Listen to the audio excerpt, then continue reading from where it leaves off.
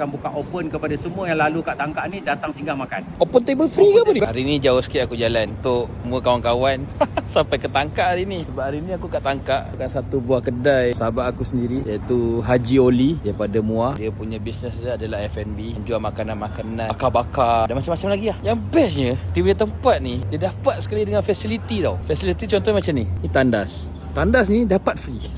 Sewa kedai sini dapat tandas. Ini biasa lagi. Yang orang lain tak dapat tapi dia dapat. Ni dapat cas. Ini dekat Tangkak Depan tu nampak bumbung hijau tu adalah Plaza Tol Tangkak. Exit saja terus sampai sini. Ini semua parking dan boleh cas kereta. Ada 16 gerai dekat dalam ni. Semuanya dimiliki oleh Haji Oli, penyewa yang barulah. Ni orang lainnya. Tapi sekarang dia ambil keseluruhan tempat ni untuk direnovate dan menjadikan satu tempat makan yang boleh dikunjungi oleh semua orang. Kat Tangkak ni, selain daripada mandi dekat Gunung Ledang, dia pun ada juga tempat apa ni, dia macam sagil kot. Tanya yang Haji je ah.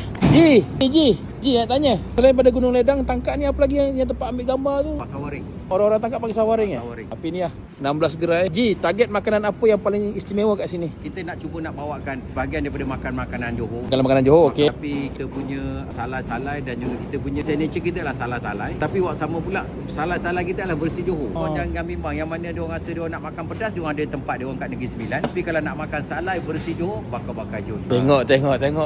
Tak sabar ni. Buka bila Ji buka? Start buka bila start buka? Ahad malam sini ni akan buat majlis maulid dan kita akan baca doa selamat dekat sini. Dan hari Isnin pukul 12 sampai pukul 3 kita akan buka open kepada semua yang lalu kat Tangkak ni datang singgah makan. Open table free ke apa ni? Berapa bulan? 26 bulan. 26 hari bulan 4, 27 hari bulan 4. Malam tu kita buat majlis maulid. Ah. Siang tu kita open untuk orang yang lalu singgah Tangkak ni kau datang singgah makan. 2 hari open table Ini jam memang kena bawa geng-geng datang sini ramai-ramai support. Sebab Haji Oli di antara orang yang hebat juga daripada Muar dan buka cawangan di Tangkak. Dapat bayangkan cantik tempat ni. Cantik kalau dah menyala.